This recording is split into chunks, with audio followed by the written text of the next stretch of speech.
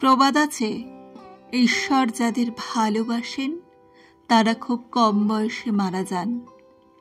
আমি ঈশ্বর মানি না, আপনিও মানতেন না।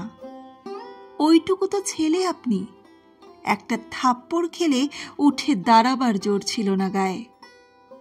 শীর্ণকাঁধ, সরু কবজি, সন্ধেবেলায় কাঁপতে কাঁপতে বেঁচে থাকা।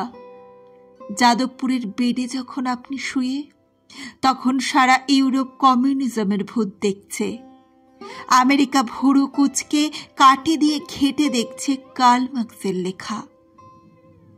তখন আপনি একটা রোগা ছেলে কি সব ভয়ঙ্কর লেখা লিখেছিলেন। ভয় করত না? বেয়নেট দূরের কথা, পুলিশ আপনার কলার ধরে মরা বেড়ালের মতো ডাস্টবিনে ফেলে দিলে আপনি কি করতেন? ওই তো আপনার ফুসফুস, ওই তো আপনার শরীর। গোটা শরীরের মধ্যে জলজল করত চোখ। কি অপূর্ব দুটো চোখ! একটা চোখে শ্রাবণ, একটা চোখে কিউবার মতো রাগ। আমি দেখতে পাই দুটো শীর্ণ হাত আপনি এগিয়ে দিচ্ছেন।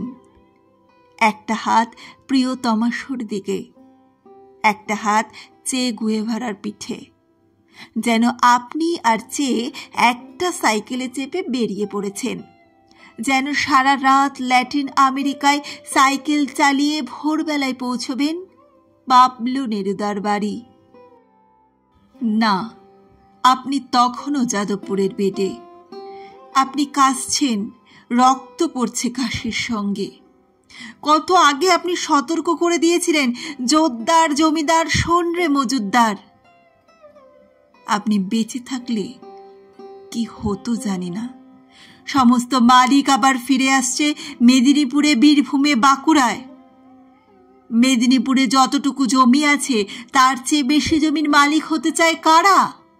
পৃথিবীতে যতটুকু জমি আছে তার চেয়ে বেশি জমি তো আর মানুষ পেতে পারে না।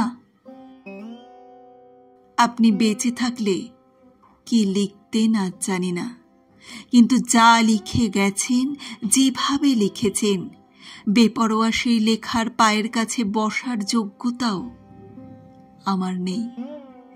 একটা বিপজ্জনক লাইন লিখেই ভয়ে মরি, বারবার কেটে শিল্প দিয়ে ধুয়ে জামা জুতো পরিয়ে তবেই ছাপতে দেই।